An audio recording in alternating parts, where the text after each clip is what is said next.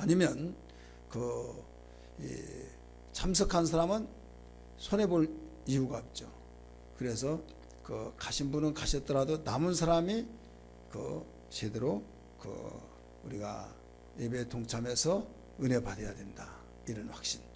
그래서 저와 함께 신앙생활 하시면 잘 아시겠지만은 명절 때나 어떤 정수자 모였을 때 뭐 간단하게 끝나고 끝날 거야, 이런 생각은 없을 거예요. 그렇다고 해서 또 일부러 늦게까지 한 것도 아니고, 우리가 숫자에 개의치하냐고, 우리는 모두 다 하나님께 예배드리면서 모든 예배를 성공시킬 수 있는 유익한 시간이 되어야 될 줄 믿습니다. 헌신 예배가 아니기 때문에 마태복음 대탐험을 통해서 오늘은 5번째 주간을 맞이했습니다. 5주차에 있어서 21장부터 25장까지인데 범위가 넓다가 보니까 굉장히 똑같은 시간에, 일정한 시간에 다 마치려고 하니까 굉장히 사실 버겁고 힘은 듭니다. 하지만은 시간 될 때까지 있겠는데 우리 풀어가는데, 24장 1절부터 3절까지 본문을 읽었습니다만은 21장부터 우리 보겠습니다. 우리 4페이지를 보세요. 4페이지. 우리 마태복음 대탐험을 통해서 4페이지를 보는데, 21장은 어떤 내용이냐, 예수님의 예루살렘 입성에 대해서 주 목적을 가르쳐 주고 있고, 22장은 청함을 받은 자와 택함을 받은 자에 대해서, 23장은 바리새인들에 대한 경고, 곧 화 있을진저, 이런 말씀들이 나오죠.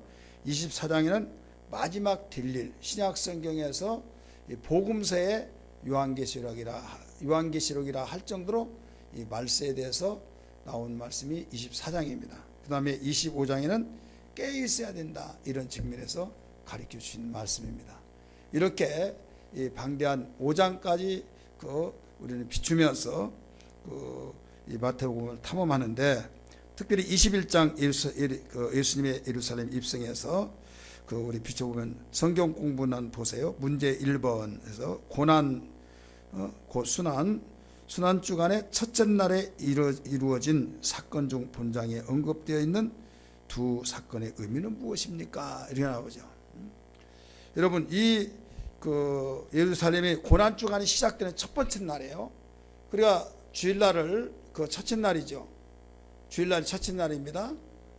그래서 첫째 날에 이루어진 두 사건이 있어요. 하나는 예루살렘 입성과 하나는 예루살렘 입성하여서 예수님이 성전에 들어가는데 성전에서 가 보니까 비둘기 밟고 돈 바꾸고 완전히 수라장이에요. 수라장.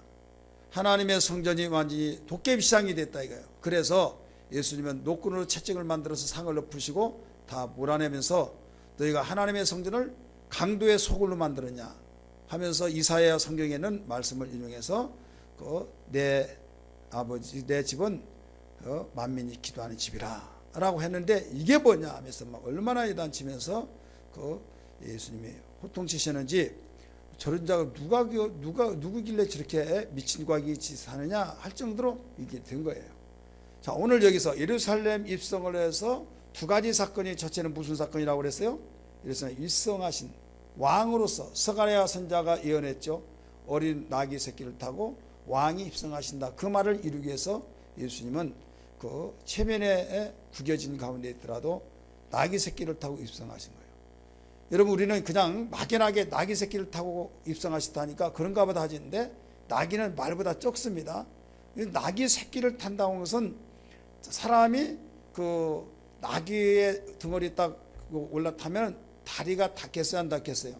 다리를 타는 거예요. 그러니까 낙이 걸어가면서 사람이 발로 같이 걸어간 거예요. 그러면서 다른 사람들이 막 호산나 다시는 예수야 하고 막 이런 노래를 부르고, 예루살렘 입성에 있을 때 다른 사람이 야 정말 왕이 오신다 하겠어요? 어린애들 장난한 것 같죠. 골목대장, 꼬마대장, 그것도 이 소외계층, 외면하는 사람들이 막 이렇게 환영을 했지, 사회의 저명인사들은 그런 걸 시큰둥하고 거기에 대해서 신경 쓰지도 않았습니다. 시끌벅적하니까 저 무슨 소리냐 할 정도, 그 정도 됐지. 그러니까 거기에서 대수롭게 이기지 않았다 이게요. 그럼에도 불구하고 예수님이 나귀 새끼를 타고 간 이유가 뭐냐? 스가랴 선지자가 예언을 했는데 그 예언의 말씀을 이루기 위해서라는 걸 믿기 바랍니다. 그러면 여기서 의미가 뭐냐? 의미는 다른 것이 아니라 나귀 새끼를 타고 가는 건 왕이라는 거예요. 왕. 따라서 왕. 그 다음에 성전을 정화시켰죠. 성전을 정화시켰던 것은 뭐냐면 제사장과 선지자의 역할을 한 거예요. 그래 예수님이 삼직, 왕과 제사장과 선지자의 사명을 가지고 오셨잖아요. 그렇기 때문에 이 두 가지 사건 속에서 예수님의 삼직이 다 나타난 거예요. 성전에서 정화시켜서 성전에서 거룩함을 유지해서 제사를 지내죠. 그 다음에 선지자로서 잘못한 건 야단치고 그 촉구해서 하나님 앞에 바르게 서게 한 것이 선지자죠. 그러니까 이 두 가지 사건 속에서 예수님이 왕으로서, 제사장으로서, 선지자로서의 모두 다 그 삼직에 대해서 발견할 수가 있는 겁니다. 두 번째, 마태복음 21장 15절 한번 보세요. 21장 15절 말씀, 거기에 보면 호산나라는 말이 나오죠. 호산나. 21장 15절 한번 읽으세요. 시작.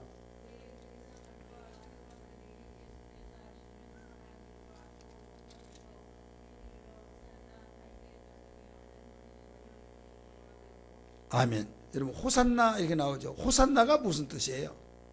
우리 성가하신 분, 우리 코스모 수단에 호산나가 무슨 뜻이에요? 노래 많이 부르는데 호산나. 호산나가 뭐예요?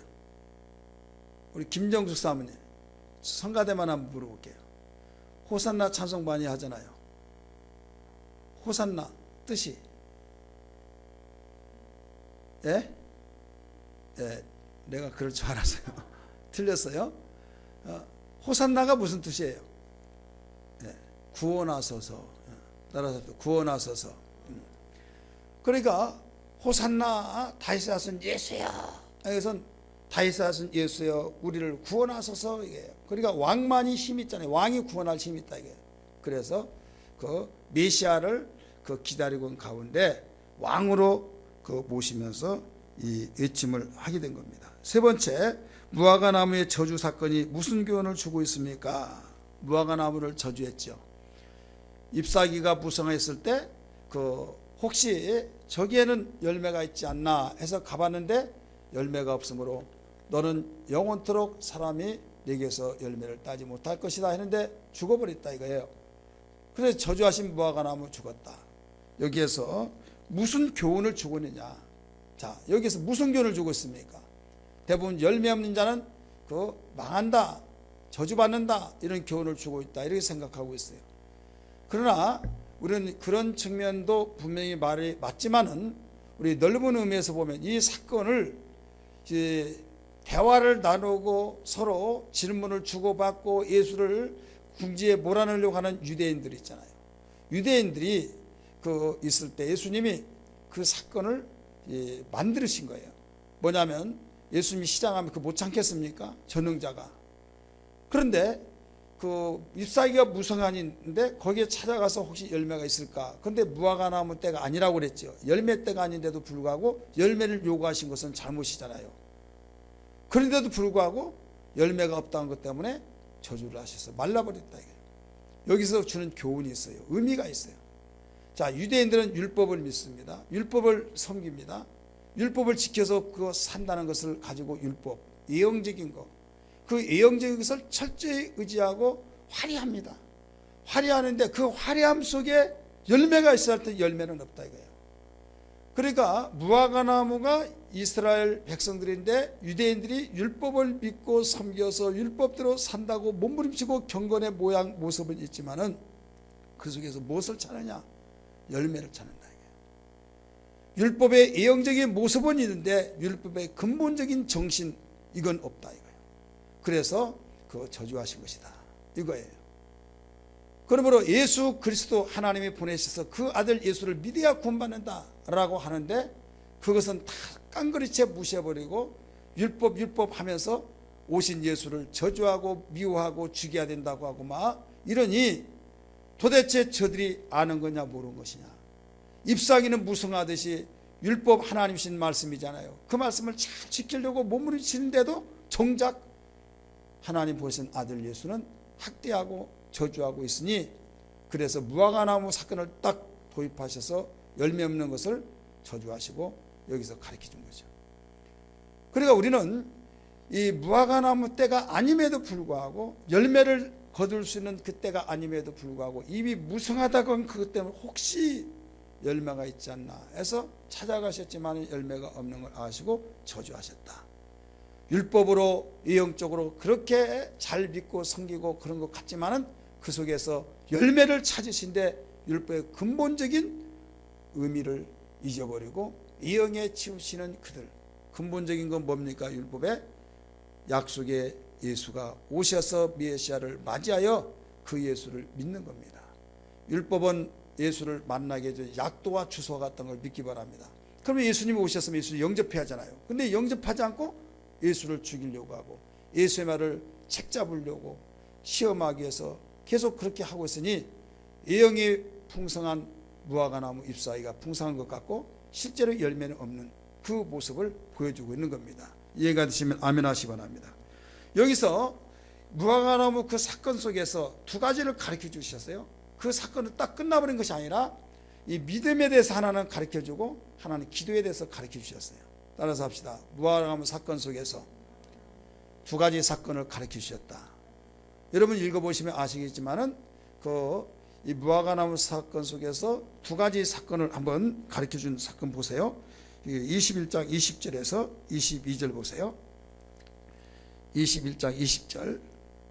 제자들이 보고 이상히 여겨 이르되 무화과나무가 어찌하여 곧 말랐나이까. 21절 읽으세요. 시작. 예수께서 대답하여 이르시되 내가 진실로 너희에게 이르노니 만일 너희가 믿음이 있고 의심하지 아니하면 이 무화과나무에게 된 이런 일만 할 뿐 아니라 이 산들어 들려 바다에 던져지리라 하여도 될 것이요 너희가 기도할 때 무엇이든지 믿고 구하는 것은 다 받으리라 하시니라. 느닷없이 무화과나무 사건이 있고 난 뒤에 가르쳐 준 것이 두 가지가 뭐라고 했어요? 믿음과 기도. 그럼 믿음과 기도인데 이 믿음은 어떤 믿음이냐? 그냥 믿습니다. 그게 아니에요. 이미 무화과나무 사건 속에서 가르쳐 준 것과 같이 그냥 믿음이 아니라 약속의 메시아가 오신 하나님 보내신 예수를 믿는 믿음을 말하고 있는 거예요. 따라서 합시다. 예수를 믿는 믿음. 메시아로 오신 예수를 믿는 믿음이 없이 기도하면 응답이 없다. 무조건 나 믿어. 그게 아니라 예수님은 하나님의 아들이요 하나님 보내주셔서 우리의 구세주가 되신 예수, 그 믿음을 갖고 기도해야 된다. 오늘날 많은 사람이 기도를 많이 하는데 예수가 누군지도 몰라요. 기도를 하기는 하는데 예수님이 하나님의 아들로 알지도 못하고 하나님의 아들과는 관계없고 나는 기도만 해. 기도 많이 하면 응답받고 그런 줄 알고 계속 기도를 많이 하는데 자기는 믿는다고 그래요. 근데 하나님이 찾으시고 원하신 믿으면 하나님의 아들 예수는 하나님의 보내심을 받고 우리의 죄를 구속해 주시고 우리의 죄 문제를 해결해 주신 하나님의 아들로서 그 믿음을, 우리의 구세주라고 하는 그 사실을 믿는 믿음, 이게 기초가 되는 믿음이 돼야 하는데 그냥 그 자기가 생각하는 믿음으로 믿는다고 하면서 기도하는 이 기도는 응답받을 수가 없습니다. 그래서 무화과나무 의미를 알지 못한 믿음은 여기에서 그 의미가 없는 거예요. 왜 예수님이 잎사귀 무성한 것을 가르쳐 강조해 놓은가 하면 율법으로 예형적으로 치우쳐서 굉장히 잘 신앙생활 한 것 같지만은 율법의 근본적인 메시지, 메시아를 보내주신다고 하는 그 사실을 부정해버리고 관심 없이 그 하나님 잘 섬긴다고 자부했지만은 이건 하나님이 찾으시는 믿음이 아니다. 이런 말씀입니다. 깨달아지면 아멘 합시다. 다섯 번째, 두 아들의 비유와 악한 농부의 비유에서 나타난 공통점. 이게 공통점 뭐냐? 이것은 하나님의 아들이 보내졌을 때 맞이할 때만이 구원이 있다. 이걸 가르쳐 주고 있어요. 자, 22장 봅니다. 22장은 어떤 내용이냐? 청함을 받은 자와 택함을 받은 자에 대해서 가르쳐 주고 있는데 특별히 21장 23절에 이어서 곧바로 혼인잔치가 이제 나옵니다. 1번 문제, 천국은 자기 아들을 위하여 혼인잔치를 베푼 어떤 임금과 같다는 예수님의 비유는 어떤 의미와 교훈이 있습니까? 이렇게 나오죠. 자, 어떤 의미, 어떤 교훈이냐 이게요. 자, 의미라고 하는 말과 교훈이라고 하는 두 가지의 해답을 요구하고 있습니다. 여기에서 여러분이 지금 아직 읽지 않아서 어떤 사건인가는 잘 알지 못할 거예요. 그러나 여기에서 이 천국에 대해서 천국이 주어져 천국은 자기 아들을 위하여 혼인잔치를 베푼 어떤 임금과 같다 하면서 비유로 말씀하시는데 그 비유의 의미가 뭐고 교훈이 뭐냐 이거예요. 그 의미는 뭐냐면 이 구원의 잔치를 지금 말하고 있는데 하나님이 유대인을 구원시키기 위해서 아들을 보내셨다 이거예요. 예수님이 12제자에게 그 전도원을 보내면서 이런 말을 했어요. 너희는 이스라엘에게 먼저 가서 복음을 전하는 거예요. 택한 자들. 그리고 가나안인이 왔을 때도 나는 잃어버린 자 외에는 나는 관심 쓰지 않겠다. 이런 말을 하셨어요. 이스라엘에게서 잃어버린 자를 내가 찾아서 구원하기 위해서 왔다. 이런 말씀을 하셨어요. 그런 것처럼 유대인들을 구원시키기 위해서 하나님이 잔치를 베풀어 주셨는데 바쁘다고 안 온다 이거예요. 다시 말해서 나는 장가 갔으니 나는 상업차 나는 밭갈로 가고 막 이모 저모 계속 굉장히 핑계를 삼는다 이게. 그러니까 이제 왕이 보고해요. 바빠가지고 다 못 온대요. 그러니까 왕이 화가 나잖아요. 그러면 너희 길거리에 가서 아무라도 데리고 오라. 그러니까 막 가서 야 너 우리 임금이 오라고 한다. 우리 오라고 한다. 너 오라고 그래. 그래서 막 수없는 사람이 왔어요. 그래 이방인이들은 쉽게 말해서. 그런데 그들이 와서 잔치를 베풀고 있는데 왕이 딱 지나가면서 너는 얘 예복옷을 입지 않았느냐? 얘 예복옷을 입지 않았느냐? 이게 예복. 파티복을 입지 않았느냐 이거예요. 그러면서 이 자를 내쫓아라. 슬프게 밖에 내쫓아라 이거예요. 그러니까 청함을 받은 자는 유대인을 말합니다. 이미 초청장을 보냈어요. 우리 임금께서 당신을 지금 오라고 잔치에 초청했습니다. 그런데 그들은 바쁘다고 핑계를 안 왔다고 그랬죠. 그래 유대인들의 잔치를 위해서 아들을 보냈다 이거예요. 그러니까 여기서 우리가 알아야 할 것이 뭐냐면 유대인들은 택한 민족이잖아요. 그들을 위해서 구원의 잔치를 배설했으나 그들은 외면했다. 그러니까 잔치 다 모든 걸 준비하는데 오지 않으니까 그러면 어떻게 하느냐? 이방인들을 부른 거예요. 이방인들. 유대인의 잔치가 이방인의 잔치로 바뀌어진 거예요. 그러면서 이방인의 잔치로 바뀌어지면서 여기에서 예복옷이 없는 그들에게 내쫓으라. 그러니까 예복옷을 입어야 하는데 예복옷을 입지 않았다. 그 예복옷은 뭐냐면 돈 주고 사는 것이 아니라 무조건 잔치집에 들어가면 여러분 응급한 중환자실 가면 가운을 줘야 안 줘요? 돈 받고 줘요? 가운을 그냥 주잖아요. 그럼 그걸 입고 들어간 거잖아요. 잔치집에 가면 앞에 서서 예복옷을 다 나눠줍니다. 그 나눠주면 그걸 입고 들어왔으면 괜찮은데 나눠줌에도 불구하고 안 입어. 왜? 입으면 이유에 다 있겠죠. 안 입는 이유. 귀찮아서 안 입든지 아니면 입는 동안에 다른 사람이 가서 먹으면 나는 손해본다 생각해서 안 입든지 그건 영문은 모를지라도 어쨌든 안 입었어요. 이게 무엇을 의미하고 있느냐. 잔치집에 초청받는 건 좋은데 자기 마음대로 생활해보면 안 된다. 이거예요. 반드시 예복옷을 입어야 한다. 믿음의 옷. 예수님이 나를 위해서 구원시켜줬다고 하는 구세주. 그 믿음의 고백에 그 옷을 입어야 된다. 이게 의의 옷이란 걸 믿기 바랍니다. 예수 그리스도의 피 묻은 그 옷이란 걸 믿기 바랍니다. 그래서 유대인의 잔치가 그들이 거부하니까 하나님은 이방인의 잔치로 바뀌어지면서 믿어야 된다는데 더러는 그 믿음의 예복을 입지 아니함으로써 거부당했다. 이걸 가르쳐 주고 있는 거죠. 두 번째는 납세 문제에 대한 바리새인들의 질문과 그에 대한 예수님의 대답은 무엇이었습니까? 라고 하는 여러분 납세 잘 아시죠? 22장 17절 말씀이 질문입니다. 한번 보세요. 22장 17절 말씀 읽습니다. 시작. 그러면 당신의 생각에는 어떠한지 우리에게 이르소서. 가이사에게 세금을 바치는 것이 옳으니까 옳지 아니하니까 하니. 이게 지금 그 바리새인들이 예수님께 질문을 한 거예요. 세금을 바쳐야 하는 것이 옳습니까? 옳지 않습니까? 이때 예수님의 대답이 뭐냐면 그 21절에서 대답을 해주셨어요. 같이 읽습니다. 21절. 이르시되 가이사의 것은 가이사의 것이나 이르시되 그런즉 가이사의 것은 가이사에게, 하나님의 것은 하나님께 바치라 하시니. 화상이 있는 동전을 이리 한번 가지고 와봐라 했어요. 이 가이사 황제, 로마 황제 화상이 있거든요. 딱 보이 이게 누구의 화상이냐 하니까 가이사 황제의 화상이란 거예요. 그러면 가이사의 것은 가이사에게 바치고 하나님 것은 하나님께 바치라 하면서 그들이 미처 생각하지 못한 답변을 통해서 그들이 어리둥절하는 것을 발견할 수 있죠. 우리가 여기서 배워야 할 점은 뭐냐면 자기의 그 적은 이 두뇌, 미련한 두뇌를 가지고 대단한 걸전을 생각하면서 예수를 책잡고 시험하기 위해서 물어보다가는 이게 바보가 되는 거예요. 여러분, 사람 보면서 발뻗으란 말이 있잖아요. 예수님은 하나님의 아들로서 세상에 오시기 전에 창조주로 계신 걸 믿기 바랍니다. 감히 주님이 만드신 피조물이 어디 하나님 우리 주님께 창조주께 그 책잡기 해서 그 질문하고 그러냐 이거예요. 그렇잖아요. 배우려고 하는 질문은 좋다 이거예요.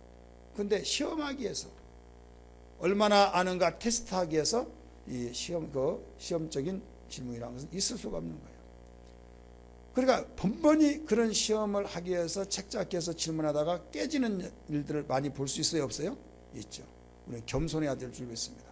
겸손해야만 사랑받는 거지. 교만해서는 그 주님께 버림을 받고 대적하심을 받고 이런 사랑받을 길이 없는 거예요. 그래서 주님 겸손함을 주옵소서. 오직 당신의 말씀에 오직 순종하며 아멘하며 살게 하여 주옵소서. 이런 신앙이 되어야 될 줄 믿습니다.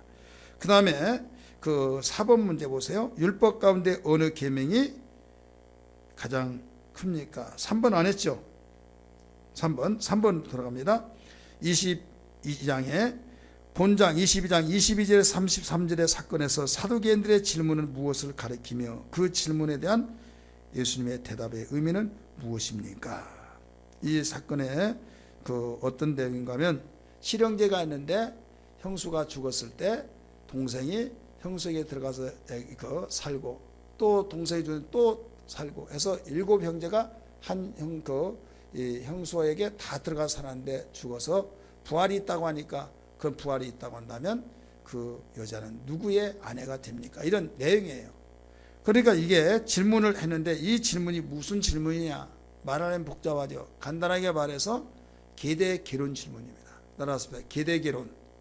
대를 끊지 않고 대를 이어나가기 위한 결혼을 유사시에 하나님이 이걸 주신 거예요. 그래서 룻에게도 적용됐죠. 룻 아시죠? 그 다음에 다말하고 유다하고 며느리하고 시아버지 사이에 이루어졌죠. 이런 것들이 계대 결혼법에 의해서 움직여지는 신명기에 가르쳐주고 있는 겁니다. 그렇기 때문에 이 계대 결혼법을 이용해서 예수님을 시험한 거예요. 질문한 거예요. 예수님 뭐라고 대답하셨어요? 너희가 성경도 하나님의 능력도 알지 못하였더라. 알지 못했도다. 성경을 오해했다 하면서 거기에서 책망을 하셨죠. 하나님은 산자의 하나님이 죽은 자의 하나님이 아니다. 그러면서 그 나라에는 시집도 장가도 가지 않는다. 천사와 같다라고 하면서 단호하게 그 정리해서 가르쳐 주신 겁니다. 할렐루야. 그래서 우리는 얼마든지 내가 확신 가지고 예수를 책잡기 위해서 덤비들면 항상 실패해요. 따라서 주님을 책잡기 위하여 도전한 자는 실패다. 왜 실패할 짓을 합니까? 왜 실패할 짓을 하느냐 이게요. 인정받고 사랑받을 짓을 해야지 왜 번번이 깨질 짓을 하느냐. 깨질 자는 어떤 자냐? 어떤 자가 깨지냐? 도전자, 시험하는 자. 하나님의 시험을 받는 분이 아니에요. 믿습니까? 하나님의 경배를 받으신 분입니다. 사랑하고 경배하는 자는 사랑받고 존귀함을 받고 하나님께서 귀히 여긴 걸 믿기 바랍니다. 그래서 우리가 아주 사소하고 간단한 어린아이 같은 마음만 가지면 사랑받을 수 있어요. 어린아이 되니까 은큼하게 시험하게 해서 이것저것 물어보죠. 어린아이들은 단순해서 그렇지 않습니다. 할아버지 최고야, 할머니 최고야, 엄마가 최고마. 더 이상 다른 생각이 없는 거예요. 믿습니까? 근데 어른들은 저 속이 어떤 속인가 해서 시험적으로 물어보고 막. 그런데 하나님에게는 안 통합니다. 우둔한 머리를 가진 사람에게는 통할지 모를지라도 하나님께는 통하지 않는 걸 기억하면서 항상 겸손해야 된다는 걸 다시 한번 말씀드립니다. 그 다음에 율법 가운데 어느 계명이 큽니까? 네 번째, 사랑이죠. 첫째는 하나님 사랑, 둘째는 이웃 사랑을 가리키고 있어요. 5번 문제 잘 보세요. 예수 그리스도를 다윗의 자손이라고 말한 바리새인들의 대답에 대하여 예수는 시편 100편 110편 1, 2절을 인용하여 오히려 그리스도가 다윗의 주가 된다고 말씀하시는데 이것이 주는 의미는 무엇입니까? 질문이에요. 자, 여기에서 예수는 다윗의 자손이라고 말해야 하네요. 성경에 말하기를 다윗의 자손 예수야 하면서 기도해야 하네요. 다윗의 자손 예수여. 그러면 여기서 누가 더 높습니까? 조상이 높아요? 자손이 높아요? 여기 단순하면 빨리 대답이 나오는데 은큼한 사람은 대답을 못해요. 예수님이 최고 높은데 여기 말은 다윗의 자손 예수야. 그럼 누가 더 높냐 이거예요. 누가 더 높아요? 또 예수님이라고 하는 사람이 있어요. 다윗의 자손 예수여. 그러면 조상이 높은가 다윗이 더 높죠. 그러면서 다윗 하는데 그러니까 당신은 다윗보다 못하다 아마 하면서 계속 여러분 소경을 고쳐준 예수님이 이제 눈을 띄임 받고 예수님이 고쳤다고 하니까 꼬치꼬치 물어봐서 책잡게 물어보니까 내가 지난번에 말했는데 또 물어보십니까? 당신이 그의 제자가 되려고 합니까? 하니까 야 이놈아 이놈의 새끼야 우리는 모세의 제자지 예수의 제자가 아니야 했죠. 그다음에 누구를 더 높이 여겼어요? 모세를 더 높이 했죠. 모세가 모세의 제자 된 건 영광스럽게 생각했어요. 예수의 제자 된 것은 시시해서 그런 제자 아니다 이거예요. 그래 다윗의 자손 예수여 라고 말한 것은 그만큼 다윗을 최고 높였다 이거예요. 그 다윗의 자손이다 이거예요. 누가? 예수가. 그러니까 다윗을 이뤄보고 예수는 그 자손이니까 하찮게 보는 거죠. 그런데 어떻게 그런 자세를 가지고 예수를 모시겠습니까?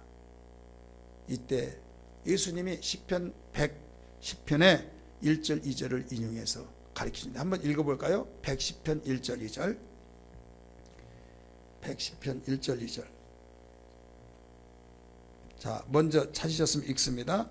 시작.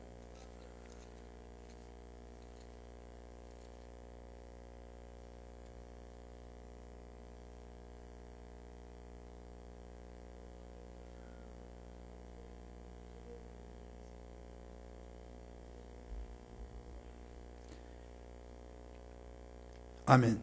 여호와께서 내 주에게 말씀하시기를 내가 네 원수들로 네 발판에 들기까지 너는 내 오른손에 앉아 있으라 하시도다. 나오죠. 여호와께서 시온에서부터 주의 권능을 귀를 내 보내시리니 주의 원수들 중에 다스리소서라고 하면서 여기에서 우리는 이 그리스도가 다윗의 주가 되신다 라고 말씀했다. 그리스도는 다윗의 주다. 자 따라서 그리스도는 다윗의 주다. 자 그리스도는 다윗의 주가 되는데 한쪽에서는 다윗 자손 예수여 라고 말하고 한쪽에서는 그리스도는 이 다윗의 주가 되는 거예요. 그래서 정작 다른 사람은 다윗이 조상이 되고 그리스도는 자손인데 다윗 자신은 자기의 주가 그리스도란 거예요. 그래 그건 어떻게 너희들 말하느냐? 어떻게 생각하냐는 거예요. 아주 교묘하게 되는 거죠. 따라서 합시다. 그들은 예수가 다윗의 자손이라고 주장한다. 다윗의 자손 사실 맞아야 들려요. 맞죠? 그런데 예수님은 너희 다윗 그렇게 좋아한 다윗은 말하기를 그리스도가 바로 자기의 주라고 말했다. 주. 그러면 이거 어떤 거냐 이거예요. 누가 더 높냐 이거예요. 자, 누가 더 높습니까? 그렇게 보면 그리스도가 더 높잖아. 지금 교묘하게 꾸려갑니다. 자, 예수님이 그러면 다윗의 자손이 아니란 겁니까? 맞죠. 맞는데 다윗의 자손은 누가 가르쳐주든 다 알아요. 이건 혈통적. 여러분 족보에서도 가르쳐주기를 예수 그리스도의 계보라 하면서 아브라함의 자손이라고 하면서 다윗의 자손 쭉 이어나가서 예수가 나오기까지 그 족보가 나와야 나와요. 이건 혈통적으로 비출 때 다윗의 자손이라는 것을 육체로 오신 예수님은 완전히 사람이신데 다윗의 혈통으로서 오셨다. 이걸 가르쳐 준 거예요. 완전한 사람이라는 걸 가르쳐 준 거예요. 그렇게 하다가 보니까 영적인 면에서 완전히 무시가 되어버린 거예요. 육체적으로서 다윗의 혈통인 것은 인정이 되고 고백은 하지만은 완전한 하나님이요 완전한 사람이라는 것 두 가지를 가지고 이 세상에 오시는데 완전한 사람이라는 건 인정하는데 완전한 하나님이라는 것은 인정을 하지 못한다 이거예요. 그래서 그렇게 너희가 다윗하고 다윗 자손이라고 하는데 정작 다윗은 그리스도를 주라고 했다. 따라서 합시다. 다윗은 그리스도를 주라고 했다. 누가 더 높냐? 누가 이기냐 이게. 그리스도가 더 위지 않느냐. 이건 뭐냐면 영적인 바로 영적인 것을 가르쳐주고 영적인 하나님의 아들이 그 다윗에게 언약을 해서 계약적인 그 계약을 통해서 오셨다. 바로 다윗에게 계약을 해서 오신 예수 그리스도. 그분은 바로 하나님의 아들 메시아다. 이걸 가르쳐 주기 한 겁니다. 믿으시길 바랍니다. 이 사건을 통해서 예수는 혈통적인 그 하나님의 아들이시요 또 이 영적인 면에서 하나님의 아들로서 그러니까 하나는 육체적인 혈통적으로 오시는 아브라함과 다윗의 자손이요 하나는 하나님의 아들로서의 메시아라고 하는 사실을 가르쳐 주고 있다는 것을 가르쳐 준 겁니다. 자, 23장 봅니다. 23장은 잘 아시는 바리새인들에 대한 경고를 가르쳐 주고 있죠. 우리 한번 따라서 합시다. 바리새인들에 대한 경고. 화 있을진저 바리새인과 서기관들아, 막 이런 말씀이 많이 나오죠. 여기에 1번 보세요.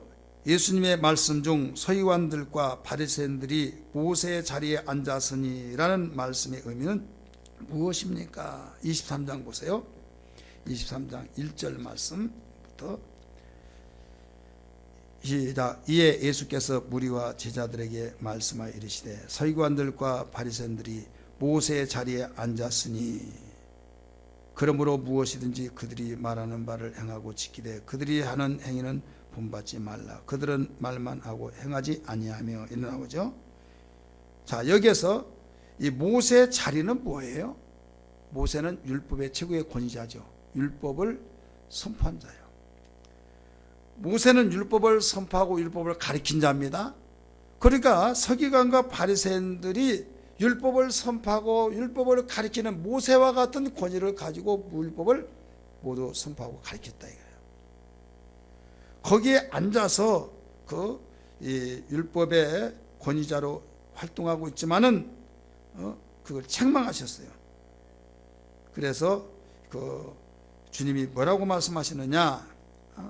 그가 말하는 것은 행하지만은 그의 행위는 본받지 말아라.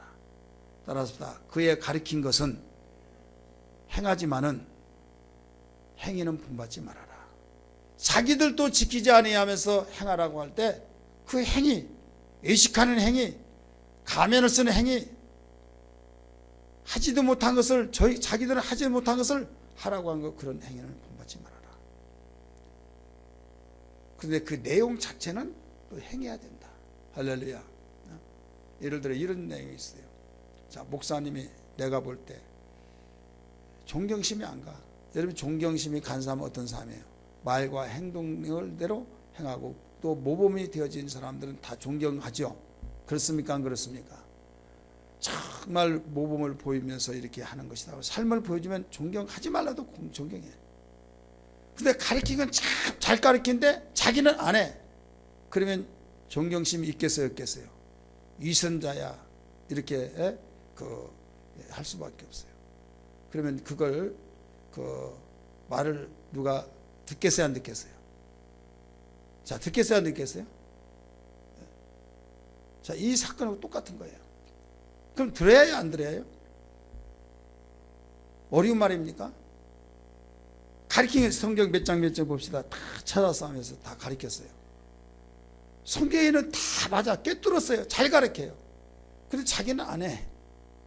그러면 너 먼저 하라, 당신 먼저 해 하고 완전히 다 깡그리채 모두 다 무시해버리고 안 해. 자, 그러면 그게 온전한 겁니까? 아니에요. 바리새인들과 서기관들에게 하는 말이 그 말이에요. 분명히 성경대로 가르쳤기 때문에 이건 옳은 말이다, 이거 맞는 말이다, 이거. 그걸 행하라는 거예요. 그래, 행하지 않는 그 사람의 행위는 복받지 말아라, 믿으시길 바랍니다. 근데 대부분 사람들은 행하지 않는 일 때문에 존경심이 없으니까 무조건 그가 하는 말은 다 필요 없어. 그렇기 때문에 우리가 함께 죽는 거예요. 그가 가르치는 내용은 하나님 말씀이다.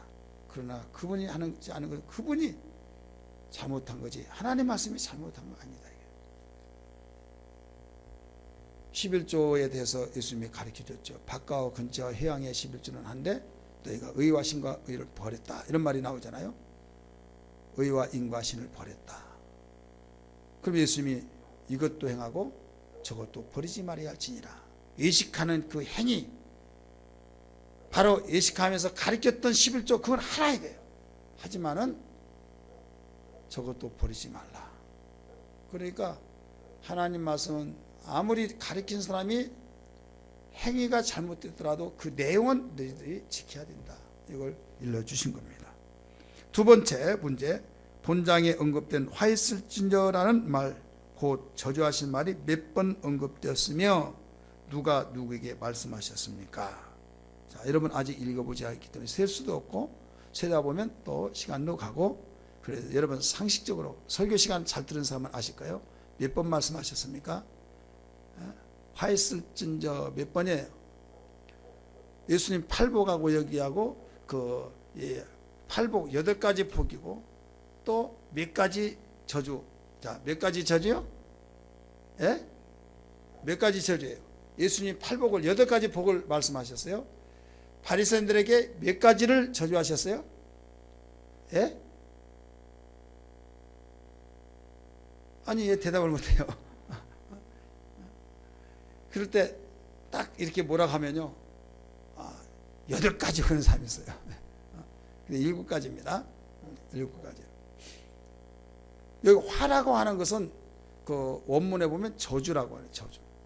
그래서 7가지를 저주하셨다, 이렇게 가르쳐주고 있습니다. 누가 누구에게? 예수님이 누구에게? 바리새인들과 서기관들에게 하셨던 것을 발견할 수 있습니다. 자, 축복하시기를 원하시는 예수님이 첫 번째에서 7번째까지 저주를 하셨어요. 근데 이걸 다 한꺼번에 말할 수 없어 2가지 문제, 3번 문제와 4번 문제를 합해서 이 문제를 냈는데요. 첫 번째에서 4번째까지의 화, 곧 저주하신 이유에 대해서 말하시오. 우리 4번에서는 5번째에서 7번째까지의 화, 곧 저주하신 이유에 대해서 말하시오, 이런 내용이 있습니다. 이 내용은 여러분이 그 해답집을 보시고 참고하시길 바랍니다. 여러분이 1차적으로 그 모든 것을 찾아서 차근차근 잘 보시고 이 부분에서 여러분들이 맞았나 안 맞았나 이렇게 해야 공부가 되지, 성경 읽지도 않고 다 해답 먼저 찾아서 쓰고, 이게 중요한 것이 아니에요. 퀴즈 대회 할 때 골든벨을 울릴 때 내가 착실하게 성실하게 한 사람은 맞을 수가 있는데 해답 적어 가지고 가면 문제 뜻을 이해를 못 하거든요. 그러니까 이때 골든벨을 울릴 때 다 나타난 거예요. 이번에는 막 제출하라고 해요, 안 해요? 안 하죠. 왜? 내가 성실하게 했으면 다 맞을 것이고, 성실하게 하지 않았으면 틀릴 것이고, 문제 자체도 이해도 못한 사람이 있을 것이고, 이렇게 되어집니다. 여러분, 우리가 탐험을 통해서 주님이 깊으신 뜻, 의미까지 잘 알 수 있는 신앙이 되어야 될 줄 믿습니다. 할렐루야. 왕이신 우리의 찬양 부르고 듣겠습니다. 왕이신 나의 하나님, 내가 주를 높이고 영원히 주의 이름을 송축하리라. 왕이신 나의 하나님, 내가 주를 높이고 영원히 주의 이름을 송축하리라.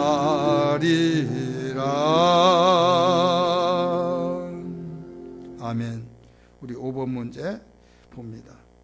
9페이지 5번 문제. 다음은 예수께서 예식하는 서기관과 바리새인들에게 화고 저주하신 네 번째 말씀이시다. 가로 안에 많은 말씀을 쓰시오. 화 있을진저 예식하는 서기관들과 바리새인들이여, 너희가 박하와 회왕과 근처에 11전 들이되 율법에 더 중한 바 가로와 가로를 버렸도다. 그러므로 무엇을 할지어다 라고 하는데, 자, 더 중한 바 가로는 뭐가 있어요? 뭐예요? 정의와, 가로는 긍휼과, 그 다음에 믿음은 버렸도다. 이것도 행하고 저것도 버리지 말아야 할지니라. 근데 개역성경에서는 의와 인과 신을 버렸도다 이렇게 나와요. 이 의는 그 의로운 의자를 말하고 있는 거예요. 옳을 의자. 그 다음에 인은 긍휼을 할 때 인을 쓰고, 또 신은 믿을 신자를 쓰는 겁니다.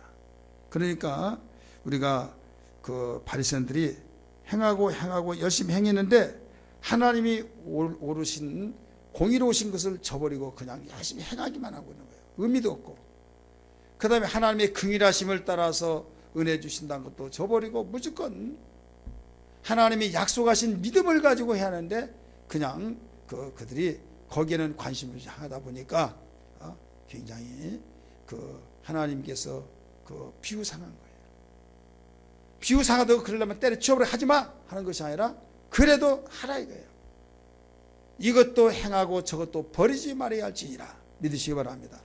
여러분, 대부분 사람들이 그따구로 하려면 때려치우라고 하지도 말라고 하나님이 기뻐하신 줄 아냐 이렇게 말하는데요. 여러분, 우리는 형식적으로라도 해야 될 줄 믿습니다.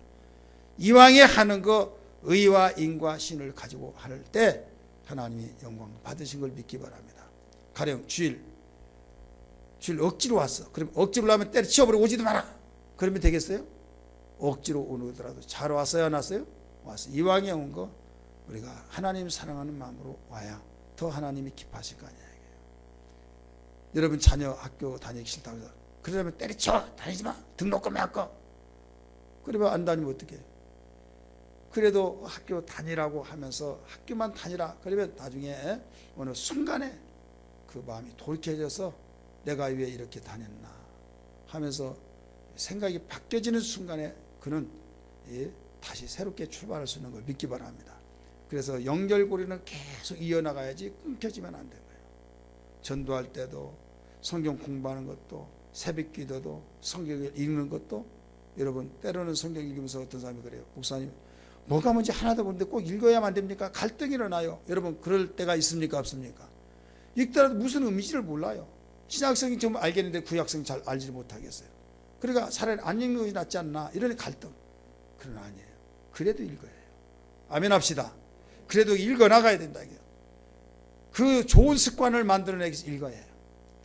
읽는데 어느 날 순간에 하나님이 성령으로 조명시켜 깨닫게 해주신 거예요. 만약에 그걸 읽지 않았더라면 어떻게 돼요? 안 되죠. 그래서 우리가 억지로라도 해야 된다는 것을 주님은 가르쳐 주신 겁니다. 이것도 행하고 저것도 버리지 말아야 할지니라. 할렐루야. 24장. 여러분 24장은 복음서의 요한계시록이다 할 정도로 말씀에 대해서 집중적으로 가르쳐 주고 있는 겁니다. 24장 1절 말씀, 문제 1번. 제자들이 감람산 위에서 예수님께 질문한 내용은 무엇입니까? 라고 말했죠. 제자들이 감람산 위에서 예수님께 질문한 내용은 무엇입니까? 3절에서 어느 때에 이런 일이 일어나겠으며 또 주의 임하심과 세상 끝이 있을 징조가 무엇입니까? 이런 질문을 했어요. 믿으시기 바랍니다. 주의 임하심은 재림을 말하고 있어요. 세상 끝날에 나타날 사건들의 성격, 곧 징조는 어떠한 것입니까? 뭐 한두 가지가 아니죠. 그래서 간단하게 한마디로 말해서 뭐냐? 한마디로 말하면 성도들에 대해서 미혹을 조심하는 거예요. 성도들에게 대한 미혹. 이런 미혹에 의해서 한 미혹받아보면 그렇게 잘 믿는 사람들 벌렁벌렁 다 빠져요. 신천지에 빠지고 하나님의 교회에 빠지고 이단들에게 빠진 사람 보세요. 열심히 했던 사람이에요.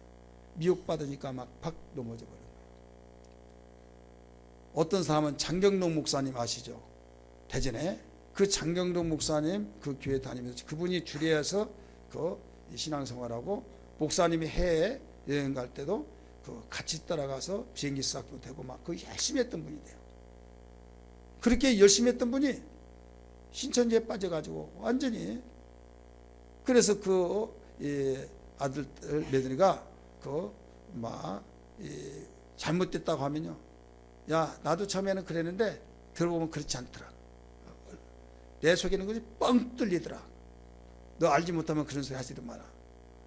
그래서 그 며느리가 하나님 이단에서 돌아오게 되시고 돌이키게 하려고 막 기도한다고 하면 나를 위해서 기도하지 말고 너희 위해서 알아서 기도하라고 그런대요. 왜 그랬어요? 미혹 때문에. 미혹을 받아가지고 그렇게 가정만 알고 그저께 자식만 알고 남편만 알았던 사람이 어느 날 미혹받아서 미혹을 시킬 때 야, 저런 사람이 저기서 저 사람하고 놀아서 안 돼. 그런데 조금 미혹받다 보니까 낮아빠져가지고 그렇게 되어버리는 거예요.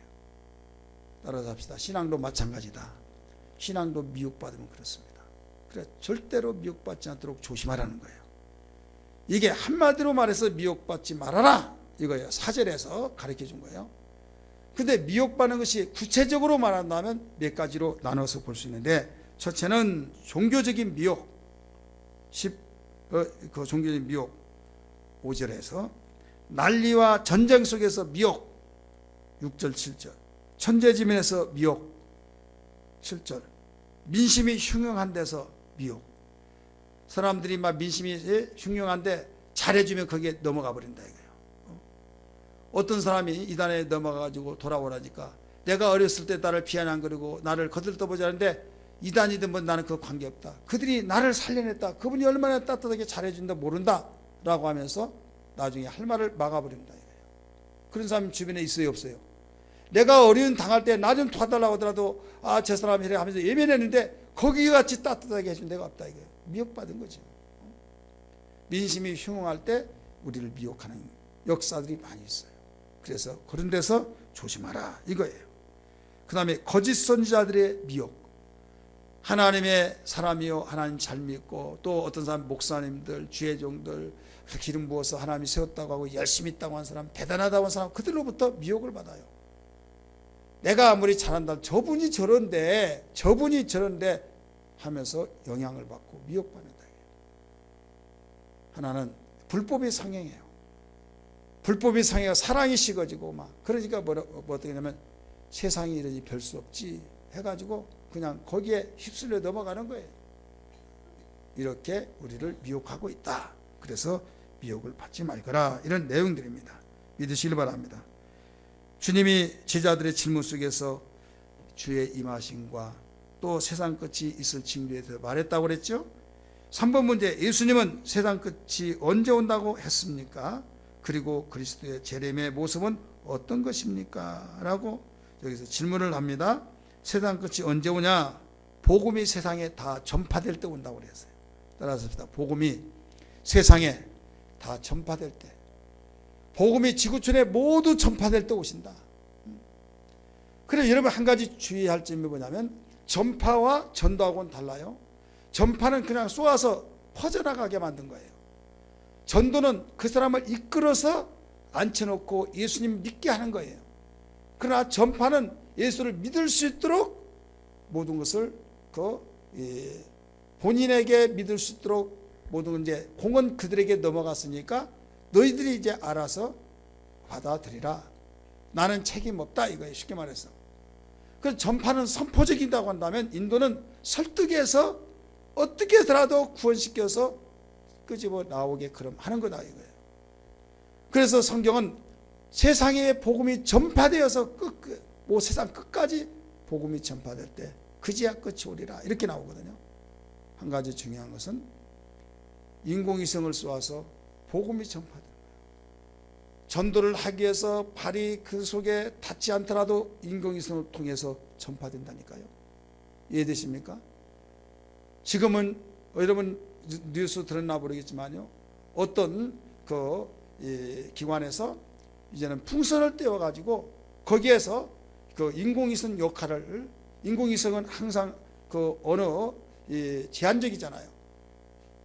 그래서 선진국들은 하지만 후진국은 또 안 되잖아요. 그러니까 어디든지 다 이 풍선을 띄워서 일정한 그 거리에 멈추게 해서 거기에서 다 전파를 시켜서 이제는 그 문화의 혜택을 보게 하고 거기에 복음도 전파되게 하고, 그러니까 그걸 보면 우리는 야, 세상 좋아졌다. 그게 끝난 것이 아니라 예수님 오실 때가 다 되었다.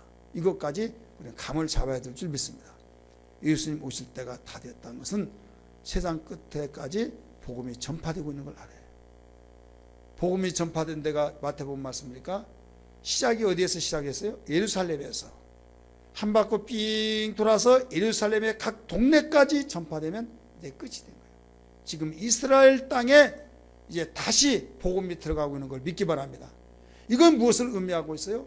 이스라엘 땅에 복음이 전파된다고 하는 것은 그만큼 많은 사람들이 이제 예수 믿어서 세상 주님이 마지막으로 오실 때가 됐다.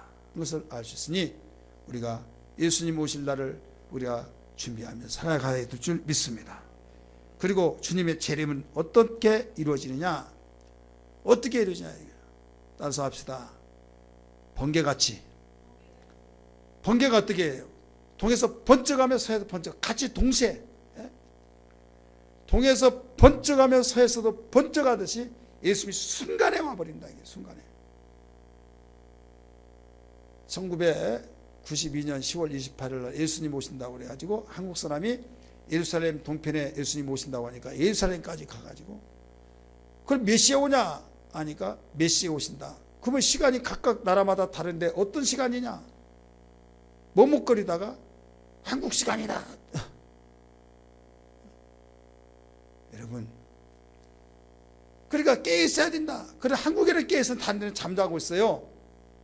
다른 데 잠자고 있을 때 여기는 일을 하고 있어요. 우리는 예수님 오신 거 그렇게 오는 거 아니에요. 번개가 동에서 번쩍할 때 서에서 번쩍 같이 하듯이 순간에 와버린다 하는 것을 알 수 있습니다. 24장 27절에 가르쳐주고 있습니다.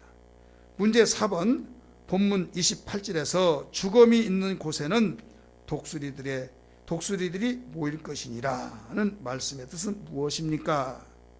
그리고 예수님의 재림 때가 노아의 홍수 심판 때와 비슷한 점은 무엇입니까? 이거예요. 자, 죽음이 있는 곳에 독수리가 있다, 이런 말씀 있죠. 여기는 어떤 말씀을 예수님이 인용을 하시는가 하면 욥기 39장 30절 말씀을 인용했어요. 우리 한번 봅시다. 욥기 39장 30절. 욥기입니다. 시편 전에 욥기가 있어요. 저기 말라기 있는 데서 찾지 마시고 욥기, 시편 전에 욥기예요. 39장 30절 읽습니다. 시작. 그 새끼들도 피를 빠나니 시체가 있는 곳에는 독수리가 있느니라. 자, 시체가 있는 곳에는 뭐가 있다고요? 독수리가 있느니라. 이 말씀을 인용해서 예수님은 죽음이 있는 곳에 독수리가 보인다, 이렇게 말하고 있어요. 이 말의 뜻이 뭡니까? 이거 영적인 죽음을 가리키고 있는 거예요. 영적인 죽음이 바로 독수리는 마귀를 말하고 있는 거예요. 우리가 영적으로 죽어있는 가운데 마귀가 완전히 장악해서 마귀의 지배를 받고 마귀의 핸들링 속에서 움직여진다 이거예요. 우리가 깨어있으면 바로 성령의 지배를 받고 있는 걸 믿기 바랍니다. 할렐루야. 독수리는 시체를 먹습니다. 시체를 먹어요. 그러니까 우리가 죽어있는 상태에서는 마귀는 내 밥이다 하고 우리를 접근하고, 여러분 마귀의 밥이 되어야겠습니까? 성령의 일꾼이 되어야겠습니까? 성령의 일꾼이 되어야겠죠. 그러려면 깨어 있어야 된다, 살아 있어야 된다. 하나님의 아들 예수께서 십자가에 죽으셔서 피를 흘려주셔서 우리를 살려주신 만큼 우리는 그 은혜가 감사해 깨어 있어야 할 텐데, 주님이 우리에게 생명 주셔서 감사해서 생명을 더 풍성케 해서 그리스도의 분량이 이르기까지 장성해야 할 텐데,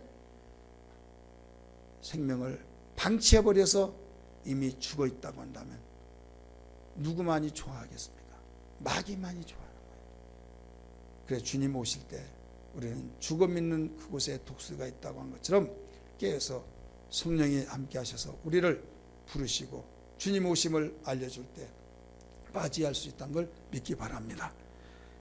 그리고 재림 때 노아의 홍수 심판 때와 비슷하다 이렇게 말씀하시는 그 이유가 뭐냐면, 시집가고 장가갈 때 그 현재 영원 무궁토록 영원까지 쐐기를 받고 이상하게 살 것 같이 생각이 되지죠.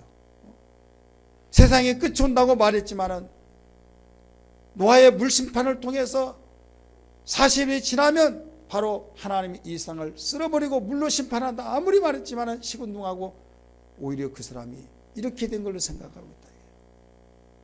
미치광이 정신병자가 말한 걸로 생각하고 있다.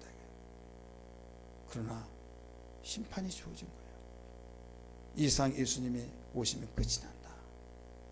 아무리 외치고 말하더라도, 예수님 다시 오신다 말하도 예면해버리고 예수님이 통해서 서로 번쩍하듯이 오실 때 그제야 후회한들 늦어버린 겁니다. 우리는 항상 예수님이 그 언젠가는 오시는데 임박하고 있다. 임박하는 상태에서 우리가 살고 있다는 걸 기억하면서 항상 깨어 근신하면서 준비해야 될 줄 믿습니다. 할렐루야. 5번 문제 보세요. 두 사람이 밭에 있다가 하나는 데려감을 당하고 하나는 버려둠을 당할 것이라는 말씀의 뜻은 무엇입니까? 그리고 본장 48절 49절에서 보여주는 악한 자들의 특징을 말해보시오 이렇게 나오죠. 자, 예수님이 말씀하셨어요. 그날에는 두 사람이 밭에 있다가 하나는 버려둠을 당하고 하나는 데려감을 당하고. 자, 데려감을 당하고 버려둠을 당하고. 41절은 여기에 써놓지 않았지만은 41절을 보면 두 남자가 잠을 자다가 하나는 데려감을 당하고 하나는 버려둠을 당하고 이런 말씀이 나오죠. 이게 무슨 뜻이에요? 무슨 뜻입니까? 구원받을 자가 있고 구원받지 못할 자가 있다. 휴거될 자가 있고 휴거받지 못할 자가 있다 이거예요. 그러니까 들림받을 자가 있고 들림받지 못할 자, 구원받을 자가 있고 구원받지 못할 자가 나눠진다 이겁니다. 자, 주님 지금 오실 때 나는 어디에 속할 수 있는 사람인가, 이걸 점검해야겠죠. 그리고 48절 49절 뭔가 한번 보세요. 마태복음 24장입니다. 마태복음 24장 49절 48절 49절 읽습니다. 시작. 만일 그 악한 종이 마음의 생각이 주인이 더디 오리라 하여 동료들을 때리고 술 친구들과 더불어 먹고 마시게 되면 생각하지 않을 날 알지 못하는 시각에 그 종의 주인이 이르러 어미 때리고 의식하는 자가 받는 벌에 처하리니 거기서 슬피 울며 이를 갈리라 나오죠. 여러분 여기에서 이 뜻은 무슨 뜻입니까? 보여준 특징이 뭡니까? 악한 자의 특징. 자, 악한 자의 특징은 거기에 우선 그리스도의 재림이 없는 것처럼 생각하는 자들이 악한 자예요. 그리스도의 재림이 막 재림을 주장하고 주장하면요, 야, 너 정신 차려. 예수님이 재림이 있기는 어디 있어? 이게 악한 자입니다. 꼭 도둑질하고 사람을 죽이고 그게 악한 자, 그것만이 악한 자가 아니라 예수 그리스도의 재림을 부정한 자, 이게 악한 자예요. 지금 이 말은 무엇 때문에 나왔습니까? 재림 때문에 나온 거예요. 재림 때문에. 그래서 이 비유를 통해서 잘 가르쳐 준 사건인데요. 첫째는 그리스도의 재림이 없는 것처럼 생각하는 자들이 악한 자다. 이게 특징이에요. 그 다음에 복음 사역자들을 박해하는 자들. 복음을 증가하는데 그 사람을 막 박해해요. 교회를 다니고 예수 믿는다고 하면서도 전도한 사람 보면 칭찬은 못해 줄 망정, 나도 저렇게 살아야 할 텐데 도전받았다고 그렇게 해야할는지라 오히려 전도하는 사람들을 비아냥거리고, 저런 시간이 있으면 낮잠이나 자지 마.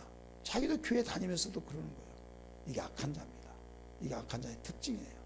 이해되십니까?